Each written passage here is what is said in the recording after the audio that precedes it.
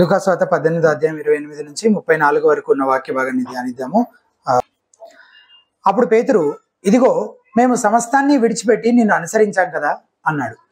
ఆయన వారితో ఇలా అన్నాడు, మీతో ఖచ్చితంగా చెబుతున్నాను, ఎవరైనా సరే దేవుని రాజ్యం కోసం ఇంటిని గాని, భార్యను గాని, అన్నదమ్ములను గాని, తల్లిదండ్రులను గాని, పిల్లలను గాని విడిచిపెడితే ఆ వ్యక్తికి తప్పక ఇహంలో ఎన్నో రెట్లు కలుగుతుంది, వచ్చే యుగంలో శాశ్వత జీవం ఉంటుంది. ఆయన తన 12 మందిని పక్కకు తీసుకువెళ్ళి వారితో, ఇదిగో వినండి, మనం జెరూసలేం వెళ్ళిపోతున్నాం. మానవ పుత్రుని గురించి ప్రవక్తల చేత వ్రాసి ఉన్నవన్నీ నెరవేరుతాయి. ఎలాగంటే ఆయనను యూదేతర ప్రజల చేతికి పట్టి ఇవ్వడం జరుగుతుంది. ఆయన వేళాకోలానికి, అవమానానికి గురవుతాడు. వారు ఆయన మీద ఉమ్మి వేస్తారు, ఆయనను కొరడా దెబ్బలు కొడతారు, చంపుతారు. 3వ రోజున ఆయన మళ్ళీ సజీవంగా లేస్తాడు అన్నాడు. వారైతే ఈ విషయాలలో ఒక్కటి కూడా గ్రహించలేదు. ఆ వాక్కు వారికి రహస్యంగా ఉంది. ఆయన చెప్పినది వారికి ఏమీ అర్థం కాలేదు. ప్రార్థన చేసుకున్నాం. మహోన్నత దయగల తండ్రి, కృపగల ప్రభువా, ఇంతవరకు మేము చదివిన మాటలు మా సొంత శక్తి సామర్థ్యాలతోటి మేము అర్థం చేసుకోలేం, కానీ మీ పరిశుద్ధాత్మ ద్వారా మీరే మాకు మీ సంగతులను బోధించమని, నేర్పించమని, అర్థం చేయించమని, మా జీవితాలకు మేము అన్వయించుకోగలిగే కృపనిమ్మని, సమయం అంతా దీవెనకరంగా చేయమని, ఎలాంటి డిస్ట్రాక్షన్స్ లేకుండా శ్రద్ధగా నీ వాక్యంపై దృష్టి పెట్టడానికి సహాయం చేయమని యేసు నామమున స్తుతించి ప్రార్థించి వేడుకుంటున్నాము తండ్రి, ఆమేన్. అసలు క్రీస్తును వెంబడించడం వల్ల నిజంగా మనకు ప్రయోజనమేనా, లాభమేనా అనే ప్రశ్న మిమ్మల్ని మీరు ఎప్పుడైనా అడిగారా? అసలు లోకంలో ఉన్న వారితో ఎప్పుడైనా మిమ్మల్ని మీరు పోల్చుకుంటే, చుట్టూ లోకం యొక్క సుఖభోగాలలో మునిగి తేలాలని నిశ్చయించుకున్న వారిని చూస్తున్నప్పుడు ఇటువంటి ప్రశ్నలే వస్తుంటాయి. ఎందుకంటే వారి దగ్గర చాలా డబ్బు ఉంటుంది, తేపకు ఒక వెకేషన్కి వెళ్తుంటారు, కొత్త కార్లు, కొత్త బట్టలు కొనుక్కుంటూ ఉంటారు. నీకు కూడా అప్పుడప్పుడు ఇలా అనిపిస్తుండొచ్చు, నేనే కనుక క్రైస్తవుని కాకపోయింటే ఎంచక్క నేను కూడా లంచం తీసుకొని ఈ పాటికి ఇల్లు కట్టేసేవాడిని, నేను కూడా ఈ పాటికి బంగారం కొనుక్కునేదాన్ని, అసలు మేము ఇప్పటిదాకా ఇచ్చిన దశం భాగం అంతా దాచిపెట్టుకోగలిగి ఉంటే ఈ పాటికి ఒక స్థలమైనా కొనుక్కుని ఉండేవాళ్ళు, ఆదివారం చర్చికి వెళ్లే పని లేకపోతే ఏ పార్ట్ టైం జాబ్ చేసుకునేవాడిని, లేకపోతే ఏ పని పెట్టుకోకుండా అలా చిల్ అయ్యేవాళ్ళం. కానీ ఉన్న ఒక్క సెలవు దినం మొత్తం అంతా చర్చికే సరిపోతుంది. అసలు ఇంత చేసి ఈ యేసుక్రీస్తును వెంబడించడం వల్ల మనకేంటి లాభం? అసలు is it really worth to follow Christ? ఈ ప్రశ్నలు, వీటికి మీరు చెప్పే జవాబులు మీ క్రిస్టియన్ కమిట్మెంట్ గురించి అనేక సంగతులు తెలియజేస్తాయి. కానీ చాలా విచారకరమైన సంగతి ఏంటంటే, అసలు క్రైస్తవులు ఎవరో, లోకంలోని వారెవరో వేరు గుర్తుపట్టలేనంతగా వాళ్ళు ఒకే విధంగా జీవిస్తున్నారు ఈ రోజుల్లో కదా. కానీ యేసు ప్రభు వారు తనను వెంబడించే వారిని కేవలం పాపం నుండి వైదొలగని మాత్రమే చెప్పట్లేదు, లోకంలోని సమస్తాన్ని విడిచి వాటన్నింటి నుండి వైదొలగమని చెప్తున్నాడు. ఒకసారి చూడండి, లూకాసు వార్త, ఇదే లూకాసు వార్త 14వ అధ్యాయము 33వ వచనంలో ఆయన ఏం చెప్తున్నాడు చూడండి.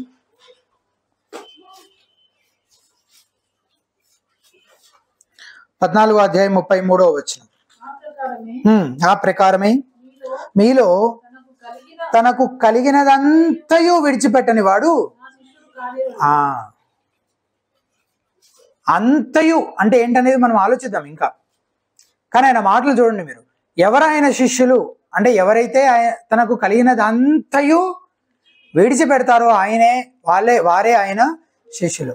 అలాగే యోహాను రాసిన మొదటి పత్రిక 2వ అధ్యాయము 15వ వచనం చూడండి. యోహాను రాసిన మొదటి పత్రిక 2వ అధ్యాయం 15వ వచనం, 2:15.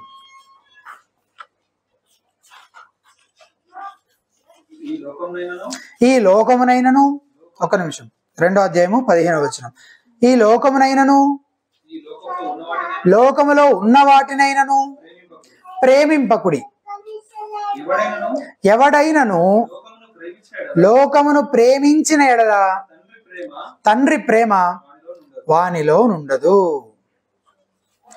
అంటే ఒకేసారి దేవుణ్ణి, లోకంలో ఉన్న వాటిని ప్రేమించడం సాధ్యమా? సాధ్యం కాదు. బాగా విపరీతంగా భక్తి చేసే వాళ్ళకి మాత్రమే వర్తించే విషయాలు ఇవి కాదు కదా. మరి ఎవరికి వర్తించేవి? ఎవరైతే ఆయనకు శిష్యులుగా ఉండి ఆయనను వెంబడించాలనుకుంటున్నారో వారందరికీ వర్తించేవి. మరి మన పరిస్థితి ఎలా ఉంది? పేతురు కూడా ఇంకొకసారి తన పరిస్థితి ఏంటో మళ్ళీ రీఅష్యూర్ చేసుకోవడం కోసం ఒక ప్రశ్న అడుగుతున్నాడు. ఇప్పుడే ఆ యవనస్తుడు ధనవంతుడైన అధికారి యేసు ప్రభుని ఏమని చెప్పాడు ఆ అధికారికి యేసు ప్రభు వారు? 22వ వచనంలో ఉంది చూడండి. నీకు కలిగినవన్నీ అమ్మి బీదలకిమ్ము, అప్పుడు పరలోకమందు నీకు ధనము కలుగును, నీవు వచ్చి నన్ను వెంబడించమని చెప్పాను. ఆ యవనస్తుడు మిక్కిలి వ్యసనపడి బాధపడి, వామ్మో రక్షించబడాలంటే నిత్యజీవం పొందుకోవాలంటే ఎంత కష్టం అసలు అని అనుకుంటూ తిరిగి వెళ్ళిపోయాడు. వెంటనే పేతురు అడుగుతున్న ప్రశ్న 28వ వచనంలో, ఇదిగో మేము మాకు కలిగినవి విడిచిపెట్టి నిన్ను వెంబడించితే మనగా. ఈ ప్రశ్నలో ఇంకొంత భాగం మిస్ అయింది. అది ఎక్కడుందో తెలుసా? మత్తయి సువార్త 19వ అధ్యాయం 27వ వచనంలో ఉంది. తీసి చూడండి. మత్తయి సువార్త 19వ అధ్యాయము 27, 1927 సంవత్సరం కాదు అది, 19th చాప్టర్ 27th వర్స్. పేతురు, ఇదిగో మేము సమస్తమును విడిచిపెట్టి నిన్ను వెంబడించితిమి. ఇక్కడ దాకా అక్కడ ఇక్కడ కామన్ గా ఉంది. విడిచిపెట్టి నిన్ను వెంబడించ గనుక మాకేమి దొరుకునని ఆయనను అడుగగా. అందుకే ఈ రోజు ప్రసంగాంశం ఏంటి? యేసుక్రీస్తును వెంబడించాలంటే మీరు ఏం చేయాలి? వెంబడిస్తే మీకేం దొరుకుతుంది? పేతురు అడుగుతున్నాడు కదా అదే ప్రశ్న. మాకేంటి లాభం? యేసుక్రీస్తును వెంబడించడం వల్ల మాకేం ప్రయోజనం? లేకపోతే మేమే మూర్ఖంగా అనవసరంగా ఏవేవో త్యాగాలు చేసేస్తూ ఉన్నామా? కృపగల ప్రభువు పేతురును గద్దించలేదు. ఎందుకంటే అతను తన స్థితి ఏంటో, స్పిరిచువల్ గా తాను ఎక్కడున్నాడు ఇంకొకసారి రీఅష్యూర్ చేసుకోవాలని ఈ ప్రశ్న అడుగుతున్నాడు కాబట్టి అది ఆయనకు తెలుసు కాబట్టి గద్దించలేదు. మనకు కూడా తరచూ ఈ నిశ్చయత అవసరం అవుతూ ఉంటుంది. యేసు ప్రభువుని శోధించిన సాతాను మనల్ని కూడా శోధిస్తాడు కదా. నన్ను వెంబడిస్తే నీ చుట్టూ నువ్వు చూస్తున్న లోకస్తులు ఎట్లా ఎంజాయ్ చేస్తున్నారో నువ్వు కూడా అలాగే ఎంజాయ్ చేయొచ్చు అని మనతో కూడా అంటుంటాడు. అందుకే మనం కూడా గుర్తుపెట్టుకోవాల్సిన విషయం, యేసుక్రీస్తుని వెంబడించాలంటే సమస్తాన్ని విడిచిపెట్టాలి. కానీ అలా వెంబడించే వారికి జీవితకాలంలో శ్రమలతో పాటు ఇహమందు పరమందు ఆశీర్వాదాలు ఉంటాయి. ఇది మనం ఈ రోజు చూడబోతున్నటువంటి విషయం. ఒక్కొక్కటిగా చూద్దాం. మొదటిగా, మీరు యేసుక్రీస్తుని వెంబడించాలంటే సమస్తాన్ని విడిచిపెట్టాలి. 22వ వచనంలో మనం ఏం చదివాము? ఆ యవనస్తుడితోటి యేసు ప్రభువు ఏం చెప్పాడు? నీకు కలిగి ఉన్నవి అన్ని అమ్మి బీదలకి ఇచ్చేసే, అప్పుడు పరలోకమందు నీకు ధనం కలుగుతుంది, నువ్వు నన్ను వెంబడించాలంటే. పేతురు ఏమంటున్నాడు? ఇదిగో మేము మాకు కలిగినవి విడిచిపెట్టేసి నిన్ను వెంబడిస్తూ ఉన్నాం అన్నాడు. పేతురుతో పాటు ఉన్న 11 మంది శిష్యులు ఆ యవనస్తుడు చేయడానికి నిరాకరించిన ఆ పని చేశారు. ఇందుకే ఏం విడిచిపెట్టారు?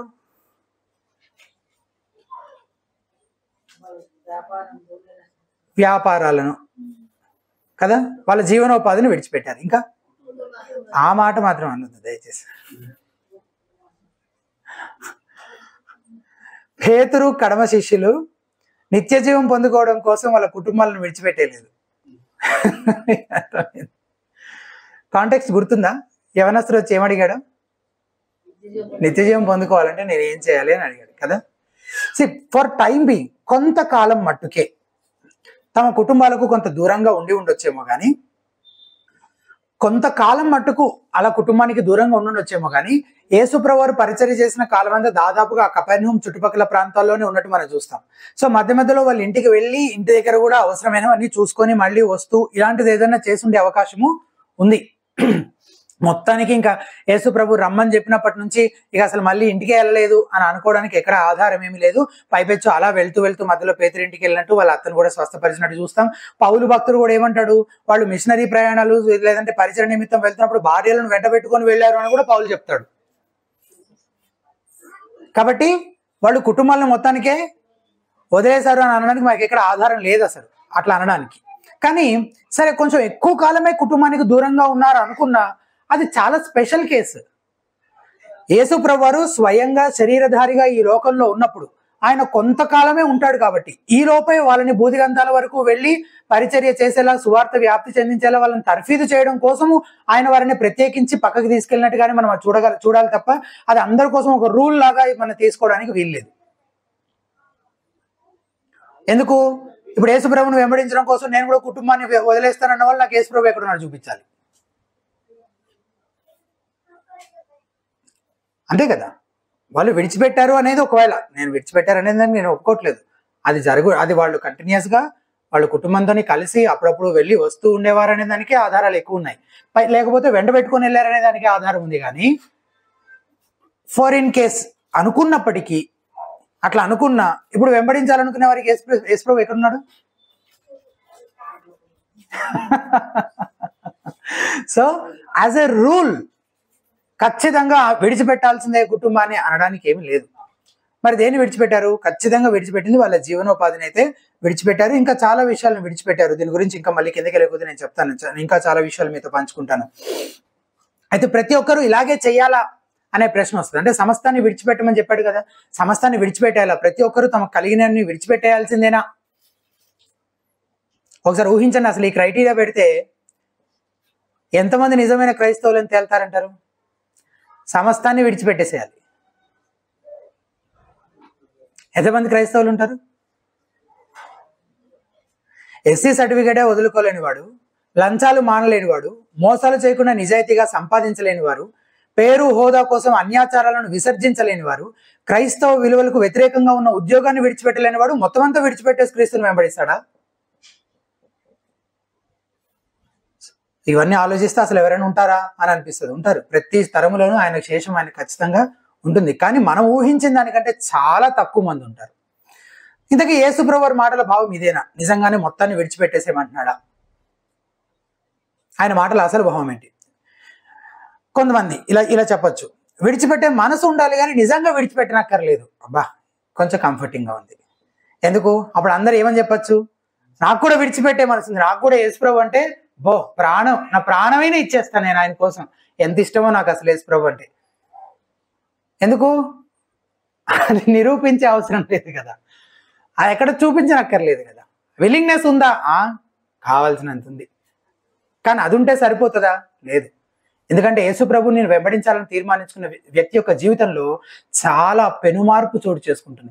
అతను మునుపటి వ్యక్తి కాదన్నాడు ఇక. సో అది క్రియల్లో కూడా, జీవితాన్ని కూడా కనబడేది కదా ఆ మార్పు. మరి అలాంటి మార్పు కనబడే విధంగా సమస్తాన్ని విడిచిపెట్టడం అంటే ఏంటి అసలు?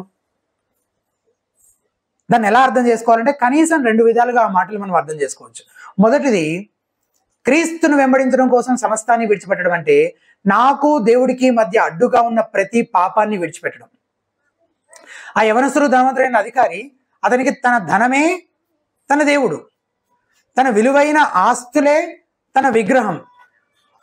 అతను నిత్య జీవం కోసం యేసునందు విశ్వాసం ఉంచాలంటే మొదట ఆ విగ్రహాన్ని ఏం చేయాలి?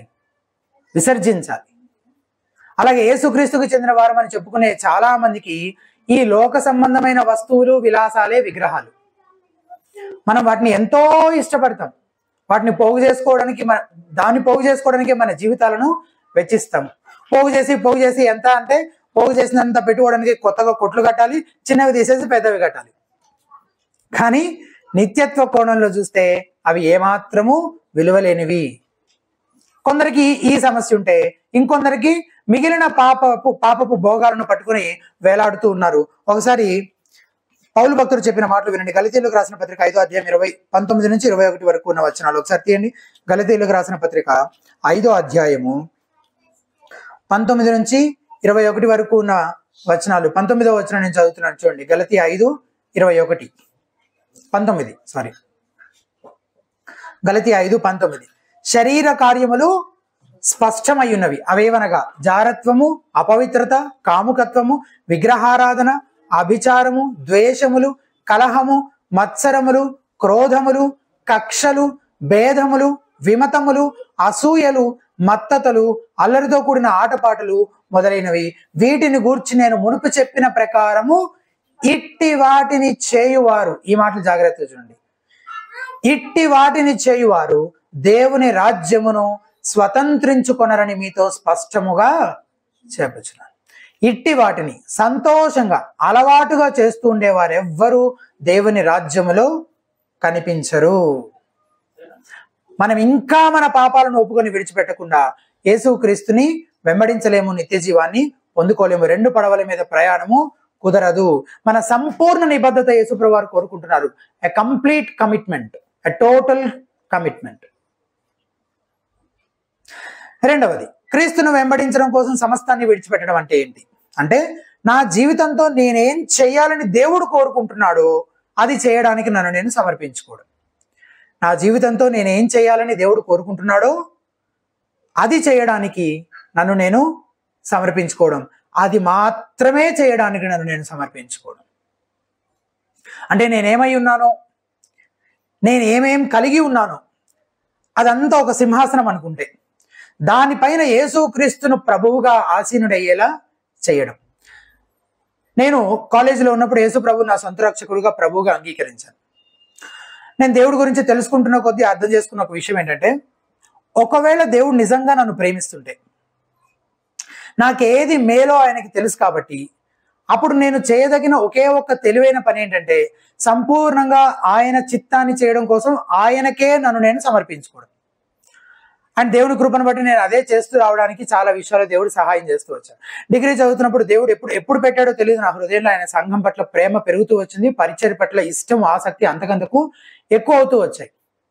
క్రీస్తు ఒకవేళ సంఘాన్ని ఎంతో ప్రేమించి దానికోసం తన ప్రాణం సైతం పెట్టాడంటే, దేవా నాకు ఈ ఆపేక్షనిచ్చింది నీవే, నాకు బోధించే వరాన్ని ఇచ్చింది నీవే, కాబట్టి నేను నీ సంఘాన్ని కాయడం కోసం దానికోసమే బ్రతుకుతాను ప్రభు అని సమర్పించుకున్నాను. సెమినరీ అయిపోయిన తర్వాత పరిచర్య ఎక్కడ చేయాలని ఆలోచిస్తున్నప్పుడు కూడా నాకు వ్యక్తిగతంగా హైదరాబాద్ లాంటి మెట్రోపాలిటన్ సిటీలో ఉండడం ఇష్టం లేదు. దానికి వేరే కారణాలు కూడా ఉన్నాయి, కానీ ఒకానొక ప్రధాన కారణం ఏంటంటే అక్కడ కావాల్సిన సంఘాలు ఉన్నాయి ఆల్రెడీ. అలాగని పల్లెటూరికి వెళ్ళాలని కూడా లేదు, ఎందుకంటే అక్కడ వాతావరణము, అక్కడి ప్రజలు, అక్కడ నేను ఎలా చేయగలుగుతాను అనే దాంట్లో నా భయాలు చాలా ఉన్నాయన్నమాట. నాకు గుంటూరు, విజయవాడలోనే కొన్ని మారుమూల ప్రాంతాల్లో పరిచర్య చేసే అవకాశం వచ్చింది. హైదరాబాద్లోనే 2-3 చోట్ల పరిచర్య చేసే అవకాశాలు వచ్చాయి. ప్రార్థన చేసుకుంటున్నాను, ఇంతలో దేవుడు మరో ఆలోచన ఇచ్చాడు. ఎక్కడెక్కడికో ఎందుకు, నేను పుట్టి పెరిగిన జిల్లాలోనే ఒక ఆరోగ్యకరమైన సంఘం, ఒక్క ఆరోగ్యకరమైన సంఘం కూడా లేనప్పుడు నేను ఎక్కడెక్కడికో ఎందుకు వెళ్ళడం? పెళ్లి చేసుకున్నాను, రాజేశ్వరితో పాటు నిజామాబాద్ వచ్చాము. రావడం అయితే వచ్చాం, కానీ ఏం చేయాలో ఎలా చేయాలో తెలియదు.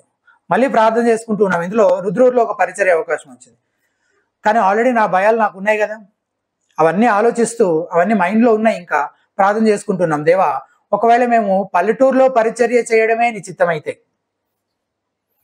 అక్కడ ప్రారంభించడమే నీ చిత్తమైతే, నాకున్న భయాలని పక్కన పెట్టి నీ పైన భారం వేసి మేము ముందుకు వెళ్తాము అని చెప్పి దేవుడికి మమ్మల్ని మేము సమర్పించుకున్నాం. అద్భుతంగా నేను ఊహించిన దానికంటే ఎంతో మెరుగ్గా దేవుడు మా ద్వారా తన పనిని జరిగించుకున్నాడు, ఈ రోజుకి జరిగించుకుంటున్నాడు.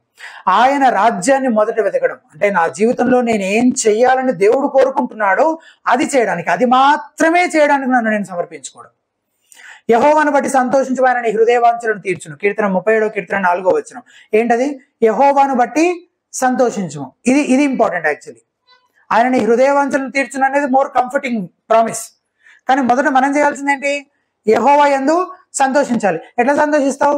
సంతోషించాలంటే ముందు ఏం కావాలి? ముందు ఆయన మనసు నీ మనసు ఆయన మనసులా కావాలి, ఆయన ఇష్టాలు నీ ఇష్టాలు అవ్వాలి, ఆయన కోరికలు నీ కోరికలు అవ్వాలి, ఆయన అసహ్యించుకునే వాటిని నువ్వు అసహ్యించుకోవాలి. ఆయనకు లాగా, ఆయన స్వారూప్యంలోనికి, ఆయన మనసుకు ఇంకా ఇంకా ఇంకా దగ్గరగా వెళ్తున్నప్పుడు మాత్రమే నువ్వు ఆయన యందు సంతోషించగలుగుతావు.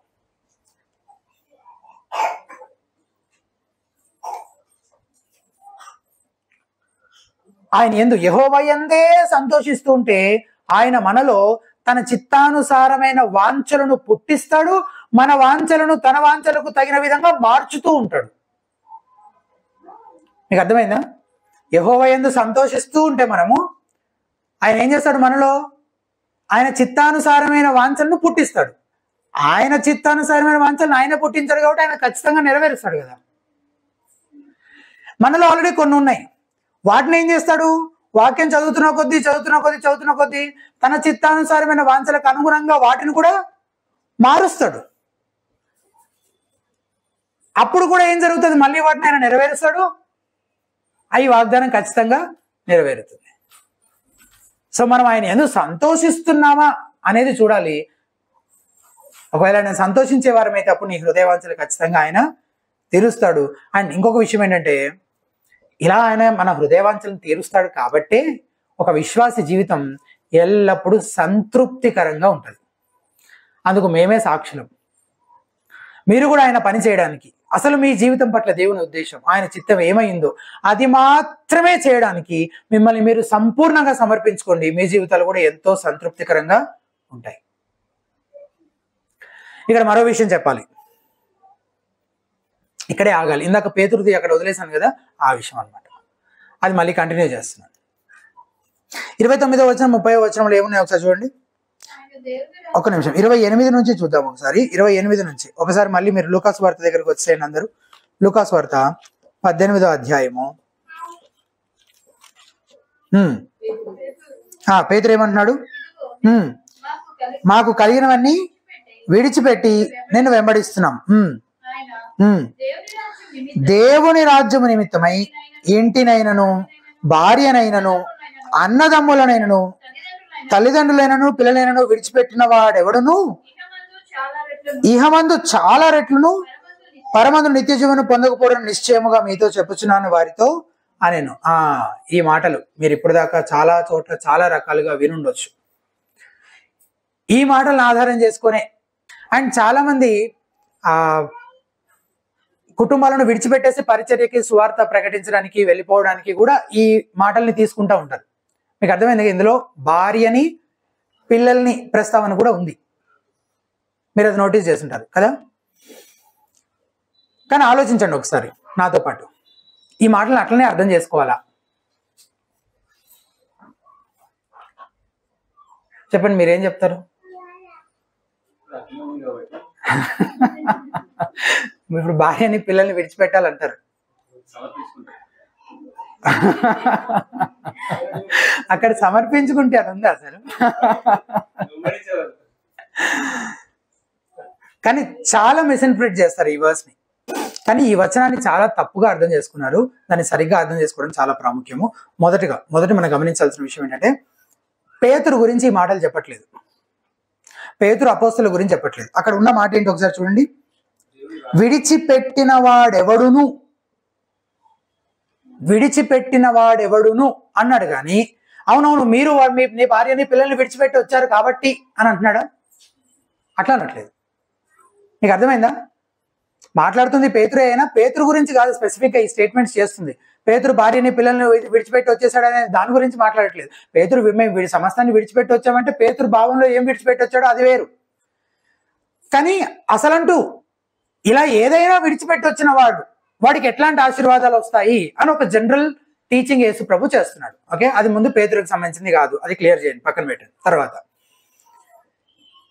కీ ఏంటంటే దీంట్లో 2 కీ వర్డ్స్ ఉన్నాయి దీన్ని సరిగ్గా అర్థం చేసుకోవడానికి. నెంబర్ 1, దేవుని రాజ్యము నిమిత్తము. చూడండి ఆ మాటలు ఎక్కడ ఉన్నాయి చూడండి, చూసి దాన్ని అండర్లైన్ చేయండి. 29th verse ఏంటి? దేవుని రాజ్యము నిమిత్తము. అవునా? అలాగే మార్కు సువార్త 10వ అధ్యాయము 30వ వచనం తీసి చూడండి. మార్కు సువార్త 10వ అధ్యాయము 30వ వచనం.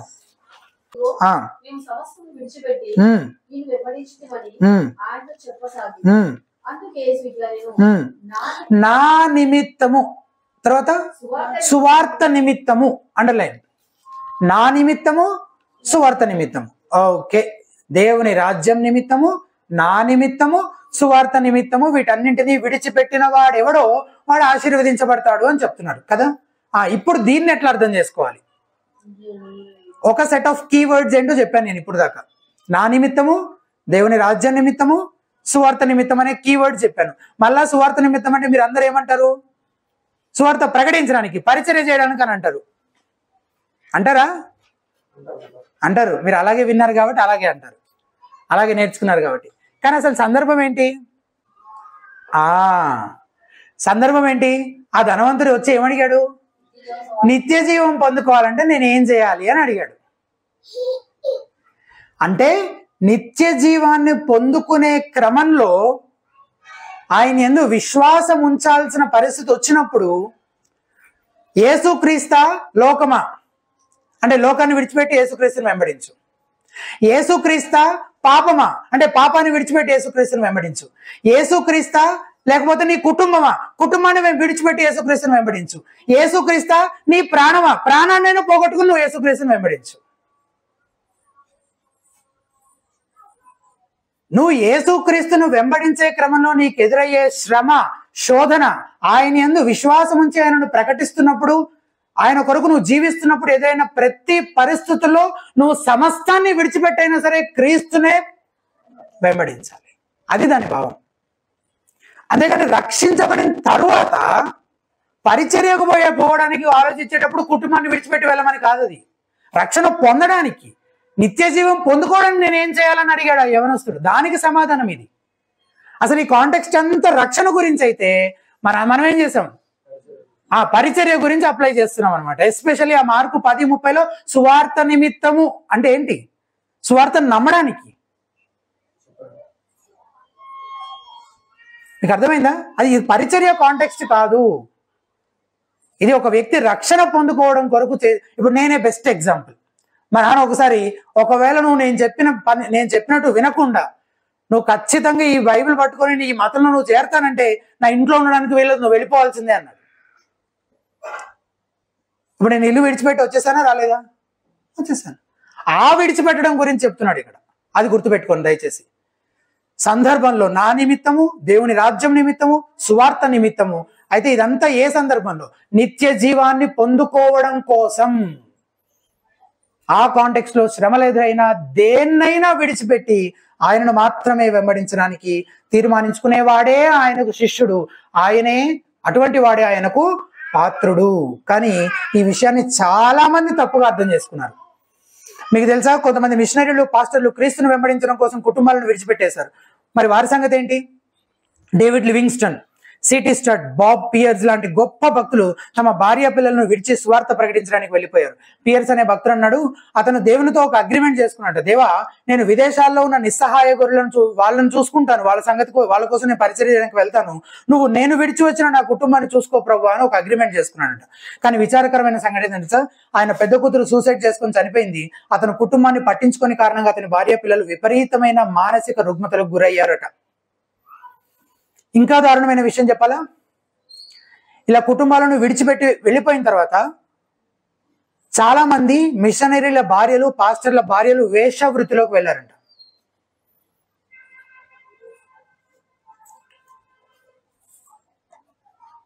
ఇది ఒక కేసు. ఇలాంటి సాక్ష్యాలు చదివిన ఇంకొందరు తమ పిల్లలకి ఏమైనా అవుతుందేమో, కుటుంబానికి ఏమైనా అవుతుందేమో అని భయపడి అసలు మిషన్స్కే వెళ్ళడం మానేశారట. ఇది ఇంకొక ఎక్స్ట్రీమ్. ఒక ఎక్స్ట్రీమ్ ఏమో మొత్తానికి వాళ్ళని వదిలేయడం, ఇంకొక ఎక్స్ట్రీమ్ ఏమో వాళ్ళ కోసమే మిగిలిందంతా వదిలేయడం, అసలు మిషన్సే వద్దనడం. కానీ ఈ రెండు గుంపుల వారిలోనూ బిబ్లికల్ బ్యాలెన్స్ మిస్ అవుతుంది. ప్రతి వ్యక్తి ఇలాంటి పరిస్థితుల్లో దేవుని సన్నిధిలో యథార్థంగా అడగాలి, పోరాడాలి. దేవుడు తప్పక ఏదో ఒక మార్గం చూపిస్తాడు. కానీ ఒక్కసారి పెళ్ళైన తర్వాత వారిని విడిచిపెట్టి పరిచయ నిమిత్తం సంవత్సరాల తరబడి విదేశాల్లో ఇంటికి, కుటుంబానికి దూరంగా ఉండడం వాక్యానుసారంగా తప్పు. భార్యాభర్తలు ఇద్దరికీ ప్రభుత్వ ఉద్యోగం, 2 వేరు ఊళ్ళలో వచ్చింది. నన్ను అప్పుడే పెళ్ళైన ఒక జంట ఫోన్ చేసి అడిగారు అనమాట, ఒక 2 సంవత్సరాలు ఆగితే మళ్ళీ ట్రాన్స్ఫర్ కోసం అప్లై చేసుకోవచ్చు అంట, అప్పటి వరకు వీకెండ్స్ లో కలుసుకొని కాపురం చేస్తాము, దీని గురించి మీరు ఏమంటారు బ్రదర్ అని. ట్రాన్స్ఫర్ పెట్టుకోవచ్చు, కానీ అప్పటి వరకు మీరు కలిసి ఉండాలి కదా అన్నాను. ట్రాన్స్ఫర్ పెట్టుకోవచ్చు, కానీ అప్పటి వరకు కలిసి ఉండాలి కదా. సరే, మొత్తానికి ఎట్లాగో విడాకులు అయితే తీసుకోకుండా ఉన్నారు అనుకుందాం. పెళ్లి చేసుకున్న తర్వాత కూడా భర్తకు వేరుగా భార్య, భార్యకు వేరుగా భర్త 2 సంవత్సరాలు ఉండగలిగితే మిగిలిన జీవితం కూడా ఉండగలరు. అప్పుడు అసలు ట్రాన్స్ఫర్ అవసరమే ఉండదు కదా.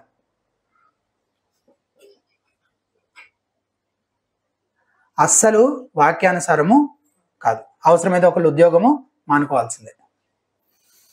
అయితే ఈ మాటలు అందరికీ వర్తించవు. మీరు ఎక్కడో ఒక కేసు, ఏదైనా స్పెషల్ కేసు, యునీక్ కేసు, 100లో ఒకరి విషయంలో జరిగేది ఒకటి తీసుకొచ్చి మరి ఆ విషయంలో ఏమంటారని నన్ను అడగొద్దు. ఇన్ జనరల్ గా సాధారణంగా వివాహానికి సంబంధించిన నియమాలను దృష్టిలో పెట్టుకుని ఆలోచిస్తే మిషనరీలైనా, పాస్టర్లైనా, దుబాయ్కి వెళ్ళేవారైనా, ఇంకెవరైనా నేను కుటుంబానికి, ఇంటికి దూరంగా వెళ్ళి ఏదైనా చేస్తూ ఉంటాను అంటే అప్పుడు నువ్వు అసలు పెళ్లి చేసుకోకుండానే ఉండాల్సింది. చేసుకుంటే ఇంకా అట్లా చేయడానికి వీలు లేదు. చాలా మంది పాస్టర్లు సేవ పేరుతో కుటుంబాలను నిర్లక్ష్యం చేస్తుంటారు కదా, చాలా పెద్ద తప్పది. సంఘ నాయకులకు సంబంధించి పౌలు భక్తుడు అంటాడు కదా, తన ఇంటి వారిని బాగుగా ఏలువాడే ఉన్నాడు. ఇంట్లోనే లేనివాడు ఎట్లా వెళ్తాడు? ఇక బాగుగా ఎట్లా వెళ్తాడు? చాలా మంది పిల్లల్ని హాస్టల్స్ లో వేస్తుంటారు. మళ్ళా special unique case, single parent ఉన్న కేసు అట్లాంటివి తీసుకొచ్చి నన్ను అడగద్దు. హస్బెండ్ ఉండరు లేదా బాధ్యత రహితంగా ఉంటారు, వైఫ్ ఉంది, ఏ గురుకులాల్లోనో వేస్తారు. అలాంటి యునీక్ కేసెస్ తీసుకొచ్చి నన్ను అడగద్దు. కానీ ఇన్ జనరల్ గా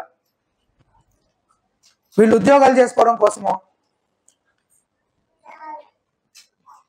దేవుని సేవ పేరు చెప్పుకొని పిల్లల్ని నిర్లక్ష్యం దేవుని సేవ పేరు చెప్పుకొని పిల్లల్ని నిర్లక్ష్యం చేయడమే తప్పైతే, ఇక ఉద్యోగం పేరుతోనో లేక వేరే కారణాలతోటో ఇంకేవో ఫ్రీగా వస్తున్నాయని చెప్పో ఆ పెంచే బాధ్యతను తృణీకరించడం ఇంకెంత పెద్ద తప్పు. డైరెక్ట్ గా సేవ చేస్తున్న వాళ్ళనే నిర్లక్ష్యం చేయొద్దని చెప్తుంటే ఇంకేవేవో కారణాలు చెప్పి హాస్టల్స్ లో వేయడం ఇంకెంత పెద్ద తప్పు. దేవుడు పిల్లల్ని పెంచే బాధ్యత ప్రధానంగా తల్లిదండ్రులకు అప్పగించాడు. ఆ బాధ్యతను వారు నాయనమ్మ తాతయ్యల పైన, అమ్మమ్మ తాతయ్యల పైన, హాస్టల్స్ పైన వేయడానికి బైబిల్ అనుమతించదు. అదర్ ఎక్స్ట్రీమ్ ఏంటంటే పిల్లల్ని, కుటుంబాన్ని ఒక విగ్రహంగా చేసుకోవడం.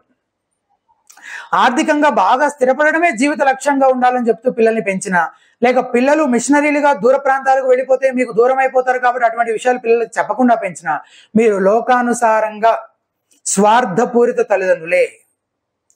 పిల్లలకు ఊహ తెలిసినప్పటి నుంచే దేవుని సేవ గురించి, మిషనరీల గురించి చెప్తూ పెంచండి. అలా చేస్తే మరి మీ పిల్లలు వేరే రాష్ట్రాలకు, దేశాలకు వెళ్ళిపోతారు కదా క్రీస్తుని సేవించడం కోసం. అలా క్రీస్తు నిమిత్తం మీ పిల్లలకు, మనవలకు దూరంగా ఉండడానికి కూడా మీరు సిద్ధపడండి. సమస్తాన్ని విడిచిపెట్టడం అంటే అదే. అయినా నిజమైన విశ్వాసి వీటన్నిటిని ఎట్లా చేస్తాడు? ఏడ్చుకుంటూ, మొక్కుతూ, మూలుగుతూ అట్లా చేయడు, సంతోషంగా చేస్తాడు కదా. ఉదాహరణకు ఒక పెళ్లి కాని వ్యక్తి, పెళ్లి కాకముందు చాలా ఫ్రీ టైం ఉంటుంది, పెద్ద ఖర్చులే ఉండవు. కానీ పెళ్లి చేసుకుంటే కొద్దిగా ఫ్రీ టైం తగ్గుతుంది, ఖర్చు పెరుగుతుంది. మరి పిల్లల కంటే ఫ్రీ టైం అసలు ఉండదు, ఖర్చు ఏమో విపరీతంగా పెరిగిపోతుంటుంది. కాబట్టి పెళ్లి చేసుకోకుండా ఉండాలా?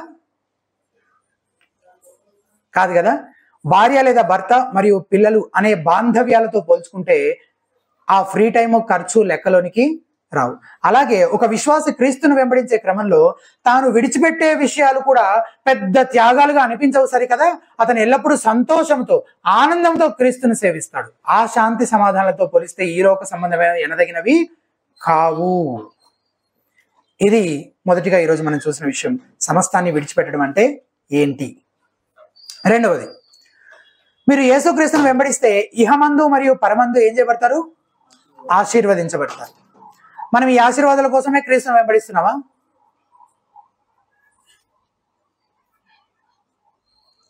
చెప్పరే.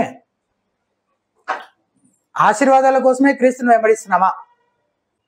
ఆశీర్వాదాల కోసం కాదు, వెంబడిస్తే ఆశీర్వదించబడతాం, ఆశీర్వాదాల కోసం వెంబడించాం.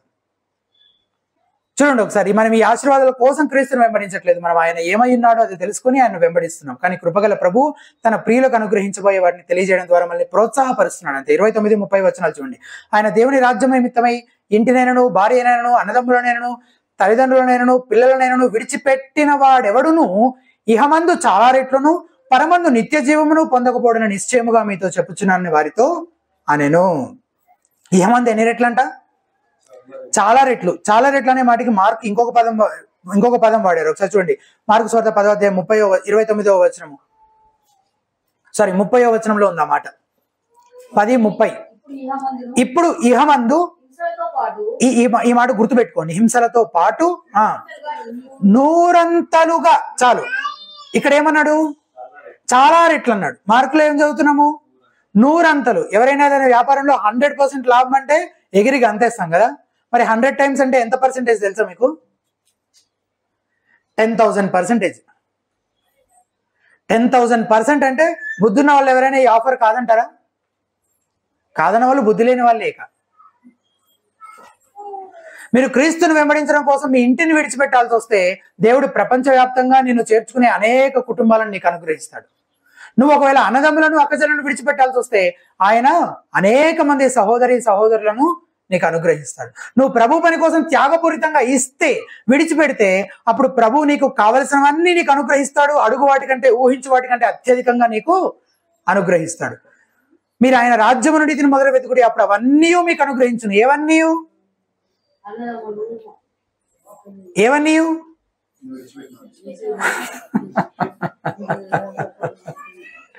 ఏవన్నీ?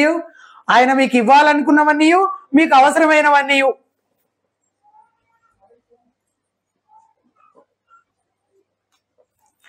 మనం అట్లా ఇస్తామా? ఇవ్వం. ఎందుకు? ఒక కారణం ఏంటంటే అసలు మన దగ్గర ఉన్న వాటిని ముందు మనం సరిగ్గా మేనేజ్ చేయలేకపోవడం. ఎప్పుడు చూడు అప్పులే. కొంతమంది కదిలిస్తే ఎప్పుడు వాళ్ళు పని చేయడం, సంపాదించడం మొదలుపెట్టినప్పటి నుంచి బతికినంత కాలం అప్పులేని రోజు ఉండదు ఇంక వాళ్ళకి. మరో కారణం, దేవుడు తమ గురించి శ్రద్ధ తీసుకుంటాడు, మన సంగతి ఆయన చూసుకుంటాడని నమ్మకపోవడం. ఉదాహరణకు ఒక పాస్టర్ గారు ఒక యవనస్తుడితో ఇట్లా అన్నాడంట, నువ్వు రెగ్యులర్ గా జనరస్ గా ఇవ్వడం నేర్చుకోవాలి అబ్బాయి అని చెప్పి అతను నేర్పిస్తున్నాడంట గివింగ్ గురించి ఒక యంగ్ మ్యాన్ కి.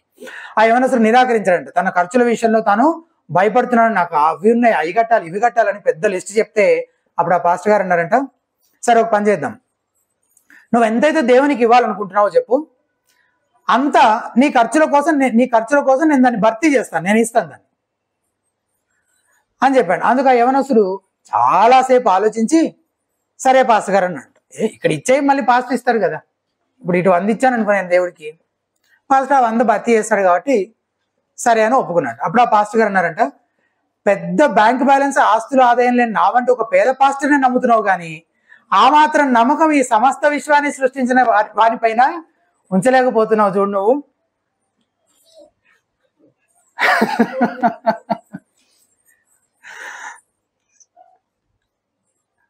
దేవుని మాటకు లోబడి ధారాళంగా ఇవ్వు, అప్పుడు ఆయన నీ ప్రతి అవసరాన్ని తీరుస్తాడు అని చెప్పాడు. నువ్వు సమస్తాన్ని విడిచి మొత్తంగా ప్రభుకు నువ్వు సమర్పించుకుంటే ఆయన నీ ప్రతి అవసరాన్ని తీరుస్తానని వాగ్దానం చేస్తున్నాడు. పౌలు భక్తుడు అంటాడు కదా, ఒకసారి తీసుకోండి ఈ మాటలు. కొరింథీయులకు రాసిన 2వ పత్రిక 6వ అధ్యాయం 10వ వచనం. కొరింథీయులకు రాసిన 2వ పత్రిక 6వ అధ్యాయం 10వ వచనం. కొరింథీయులకు రాసిన 2వ పత్రిక 6th chapter 10th verse. కిందకి రండి, లాస్ట్ నుంచి 4th లైన్ లో దుఃఖపడిన వారమైనట్టుండి అనే దగ్గర నుంచి చదవండి. దుఃఖపడిన వారమైనట్లుండి సంతోషించు వారము, దరిద్రులమైనట్టుండి అనేకులకు ఐశ్వర్యం కలిగించు వారము. ఈ మాటలు చూడండి, ఏమీ లేని వారమైనట్లుండి, అదేంటి దీన్ని చెప్పండి, ఏమీ లేని వారమైనట్లుండి సమస్తమును కలిగిన వారం అంటే ఏంటి? ఎట్లా అంటే ప్రజెంట్ మన చేతుల్లో క్యాష్ లేదంతే. ఎవరి దగ్గర ఉంది? మరి మన పరమ తండ్రి అకౌంట్ లో ఉంది, ఎంత కావాలంటే అంత ఉంది. ఆయన కంటే ఐశ్వర్యవంతులు ఇంకెవరు లేరు అసలు ఈ లోకంలో. ఎప్పుడు కావాలంటే అప్పుడు మనం ప్రార్థన చేసి దాన్ని డెబిట్ చేసుకోవచ్చు. ఆ క్రెడిట్ కార్డు మనం వాడుకుంటూ ఉండొచ్చు, క్రెడిట్ కార్డు డెబిట్ కార్డు. మీకు అర్థమైందా? సో మన దగ్గర ఏమీ లేవు కానీ మనం సమస్తము కలిగిన వారమే, ఎందుకంటే మన పరమ తండ్రి ఐశ్వర్యవంతుడు కాబట్టి.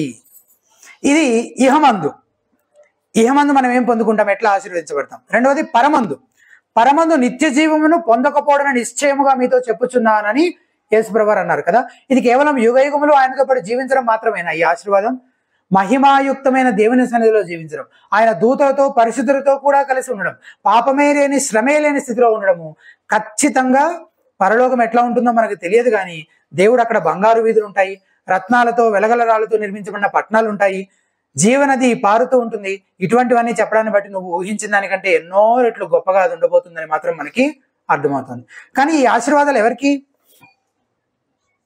ఎవరైతే యేసుక్రీస్తునందు విశ్వాసం ఉంచుతారో, ఆయన వెంబడించడం కోసం సమస్తాన్ని విడిచిపెడతారో వాళ్ళకనమాట. అప్పుడు ఆ యవనస్తుడు ధనవంతుడైన అధికారికి చెప్పిన మాట యేసుప్రభువారు నీకు నాకు కూడా చెప్తారు, ఏమని? నువ్వు సమస్తాన్ని విడిచిపెట్టి నన్ను వెంబడిస్తే అప్పుడు పరలోకం ముందు నీకేం కలుగుతుంది? ధనము కలుగుతుంది. అయితే కేవలం ఆశీర్వాదాలైన క్రీస్తుని వెంబడిస్తే కాదు. ఇందాక మార్కు 10:30లో ఇంకొక మాట గుర్తుపెట్టుకోమని చెప్పాను, ఏంటది? హింసలు కదా. ఇహమందు హింసలతో పాటు ఆశీర్వాదాలు. ఇప్పుడు ఇహమందు హింసలతో పాటు అని చదివాం. 31వ వచనం, 31 నుంచి 33 వరకు ఉన్న వచనాలు చూడండి ఒకసారి. 31వ వచనం, ఆయన తన 12 మంది శిష్యులను పిలిచి, ఇదిగో యెరూషలేమునకు వెళ్ళుచున్నాము, మనుష్య కుమారుని గురించి, ఎప్పటి నుంచి ఎప్పుడో మొదలైంది ఇది, ఇంకా వెళ్తూనే ఉన్నారు. మనుష్య కుమారుని గురించి ప్రవక్తల చేత వ్రాయబడిన మాటలన్నీ నెరవేర్చబడును, ఆయన అన్యజనులకు అప్పగింపబడును, వారు ఆయనను అపహసించి అవమానపరిచి ఆయన మీద ఉమ్మివేసి ఆయనను కొరడాలతో కొట్టి చంపుదురు, 3వ దినమున ఆయన మరలా లేచునని చెప్పాను. యేసుక్రీస్తు తన మరణాన్ని గురించి ప్రస్తావించిన లూకాసు వార్తలో ఇది 6వసారి. అన్యులు ఏం చేస్తారో చెప్పడం మాత్రం ఇది మొదటిసారి.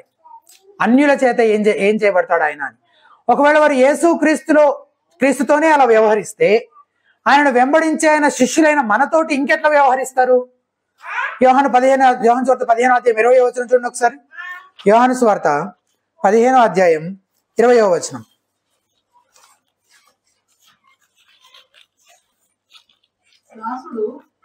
దాసుడు కాడని నేను మీతో చెప్పిన మాట జ్ఞాపకం చేసుకునుడి. లోకులు నన్ను హింసించిన ఎడల మిమ్మును కూడా హింసింతురు. చాలు, లోకులు నన్ను హింసించిన ఎడల మిమ్మును కూడా హింసింతురు. ఇదే విషయాన్ని పౌలు భక్తుడు కూడా చెప్తాడు. ఏమని చూడండి ఒకసారి. తిమోతికి రాసిన 2వ పత్రిక 3వ అధ్యాయం 15వ వచనం. 2 Timothy 3:12, 3వ అధ్యాయం 12వ వచనం.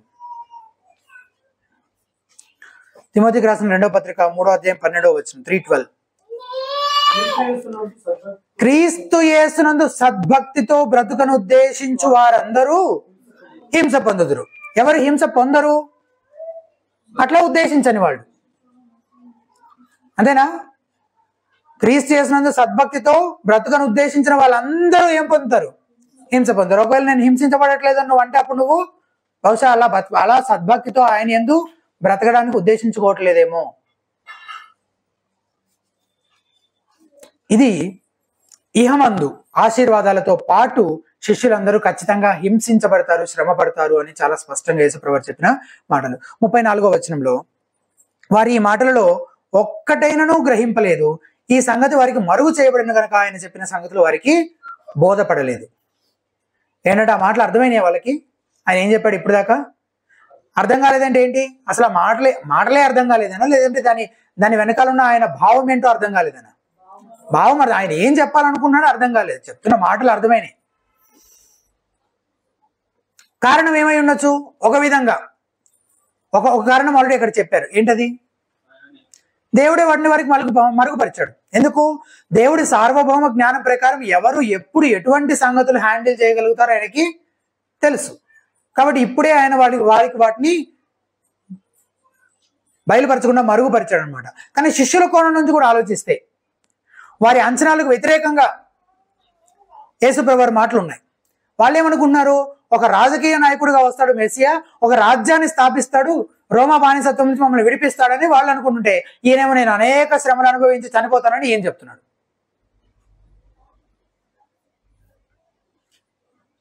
దేవుని వాక్యంలోని సత్యాలను మనం గ్రహించకుండా మనకు కూడా ఇటువంటి ప్రీ కన్సెప్షన్స్ అడ్డుపడుతుంటాయి చాలాసార్లు. వాటిని అధిగమించాలి. అప్పుడే వాక్యము ఉన్నట్టుగా చూసి దాన్ని సరిగ్గా అర్థం చేసుకోగలం. ఇంతకుముందే మనం ఆ పని చేస్తూ వచ్చాం. 29-30 వచనాలు మీరు ఆల్రెడీ వేరేగా విన్నారు. ఇక అవన్నీ మైండ్లో ఉన్నంతసేపు మీరు దీన్ని అర్థం చేసుకోలేరు. అవన్నీ తప్పు అని వాటిని పక్కన పెట్టి వాక్యాన్ని ఉన్నట్టుగా చూస్తే అప్పుడు మీకు ఈజీగా అర్థమైపోయింది. వీళ్ళకు కూడా మైండ్లో ఇంకా చాలా ఉన్నాయి ఎక్స్పెక్టేషన్స్ మెస్సియా గురించి. అవన్నిటికీ ఇప్పుడు జరుగుతున్నాయి, మ్యాచ్ అవ్వట్లేదు. కానీ చాలా ప్రవచనాలు ఆయన మొదటి రాకడలో ఆయన శ్రమ అనుభవిస్తారని కూడా చెప్పబడ్డాయి కదా. అవన్నీ అక్షరాల కళ్ళ ముందు నెరవేరుతున్నాయి కదా. వాటిని అంగీకరించలేకపోతున్నారు. పాయింట్ ఏంటంటే మన క్రీస్తుని వెంబడిస్తే మనం కూడా కొన్నిసార్లు ఎన్నో అయోమయాల గుండా, నిరుత్సాహాల గుండా వెళ్లాల్సి ఉంటుంది. దేవుడు ఏం చేయాలనుకుంటున్నాడో మనకు చాలాసార్లు అర్థం కాదు. మనకేమీ అర్థం కాకపోయినా సర్వశక్తుని యందు సంపూర్ణంగా విశ్వాసం ఉంచాలి. ఈ లోకంలో ఎన్ని ఆశీర్వాదాలు పొందుకున్నా, ఈ లోకంలో ఎన్ని పొందుకున్నా అసలైన ఆశీర్వాదం అంటే అది పరలోకంలోనే కదా. కొరింథీయులకు రాసిన మొదటి పత్రిక 15వ అధ్యాయము 19వ వచనం ఒకసారి తీసి చూడండి. 1 Corinthians 15:19, 15వ అధ్యాయము 19వ వచనం. ఈ జీవిత కాలము మట్టుకే మనము క్రీస్తునందు నిరీక్షించిన వారమైన ఎడల మనుషులందరికంటే దౌర్భాగ్యులమై ఎందుము. ఈ జీవిత కాలం మట్టుకి, ఈ జీవితంలో ఇప్పుడు ఇహమందు కూడా దేవుడు ఏం చేస్తానంటున్నాడు? చాలా రెట్లు ఆశీర్వదిస్తున్నాడు. ఆయన ఆశీర్వదించకపోయినా సరే, ఒకవేళ నాకు హింసే ఎదురై నేను చనిపోయినా సరే, అసలైన ఆశీర్వాదం అంటే ఎక్కడుంది? పరలోకంలోనే. మన నిరీక్షణ ఈ జీవిత కాలం మట్టుకే అయితే మన మనుషులందరికంటే దౌర్భాగ్యులం. కానీ మన నిరీక్షణ అది కాదు కదా. క్రీస్తును వెంబడించడం కోసం ఇప్పుడు సమస్తాన్ని విడిచిపెట్టిన మనకు నిత్యత్వ బహుమానాలు తప్పకుండా అనుగ్రహించబడతాయని మనం ఎట్లా చెప్పగలం? ఆయనని బట్టి, ఆయన అధికారాన్ని బట్టి కదా. నిశ్చయముగా మీతో చెప్పుచున్నాను అన్నాడు ఆయన 30వ వచనంలో. ట్రూలీ ఆయన దేవుడు గనక ఖచ్చితంగా ఆయన చెప్పేది జరుగుతుంది. అలాగే ఈ నిత్యత్వ బహుమానాలు తప్పకుండా మనకు అనుగ్రహించబడతాయని ఎట్లా చెప్పగలమంటే ప్రవచన వాక్యం యొక్క నమ్మకత్వాన్ని బట్టి. ఆ మాటలు మనం చదివాం కదా ఇక్కడ 31-32 వచనాల్లో.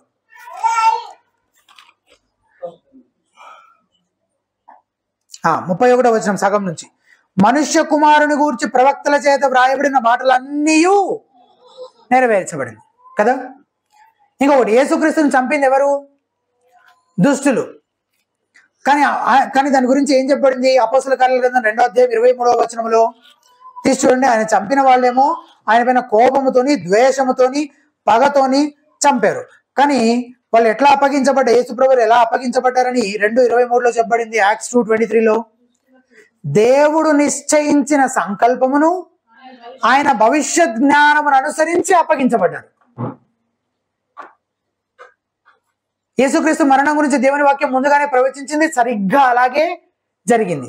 కేవలం ఆయన మరణం గురించే కదా, ఆయన పునరుద్ధానం గురించి కూడా ముందుగానే ప్రవచించబడింది, ఖచ్చితంగా అలాగే నెరవేరింది. కాబట్టి క్రీస్తును వెంబడించే వారికి ఏవేవైతే అనుగ్రహించబడతాయని యేసు ప్రభు వారు ఇక్కడ వాగ్దానం చేస్తున్నారో అవన్నీ ఖచ్చితంగా అనుగ్రహించబడతాయి అని చెప్పడానికి దేవుని వాక్యం యొక్క నమ్మకత్వమే మరొక రుజువు.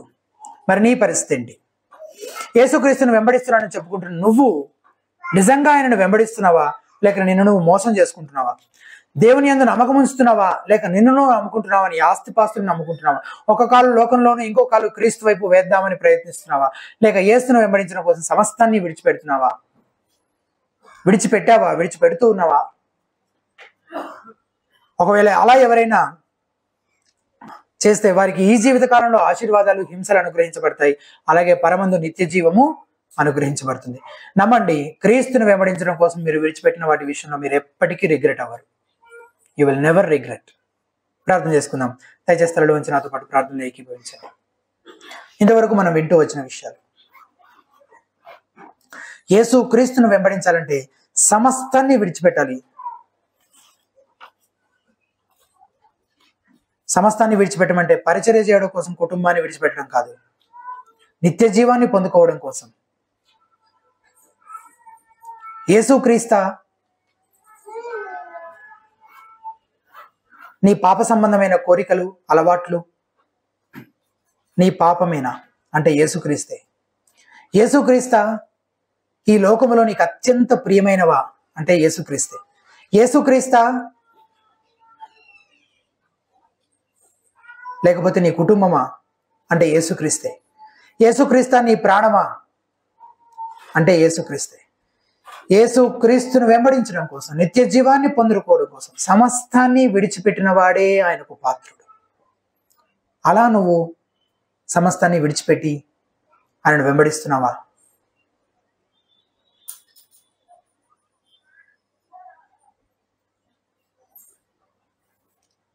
నేను నువ్వు పరిశీలించుకోవాలని ప్రభు పేరిట మనవి చేస్తున్నాను.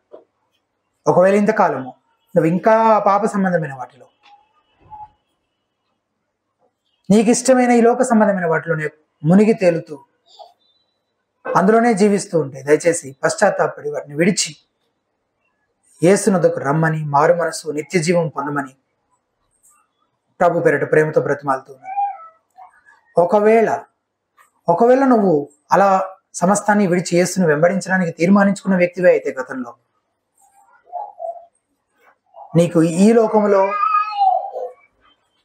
చాలా రెట్లు అలాగే హింసలు అనుగ్రహించబడతాయి, పరలోకములో నిత్య జీవము అనుగ్రహించబడుతుంది. ఆ హింసలు ఎదుర్కోవడానికి కూడా నువ్వు సిద్ధపడ్డావా? క్రీస్తు యేసునందు సద్భక్తితో బ్రతుకును ఉద్దేశించిన వారందరూ హింసించబడతారని చెప్తున్న వాక్యం. మరి నువ్వు హింసించబడుతున్నావా?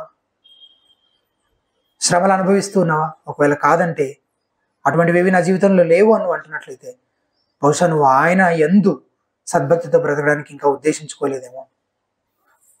ఆత్మీయంగా నీ స్థితి ఏంటి? నువ్వు ఎక్కడున్నావు? మరొకసారి ఆలోచించుకోవాలి, పరిశీలించుకోండి.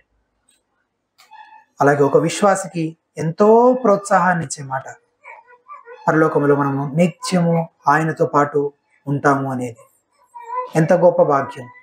ఈ లోకములో ఆయన ఏదైనా అనుగ్రహించినా అనుగ్రహించకపోయినా, ఆయన ఎన్ని రెట్లు అనుగ్రహించినా పర్వాలేదు, కానీ ఆ పరలోక భాగ్యంతో పోల్చుకుంటే ఇవన్నీ ఎనదగినవి కావు.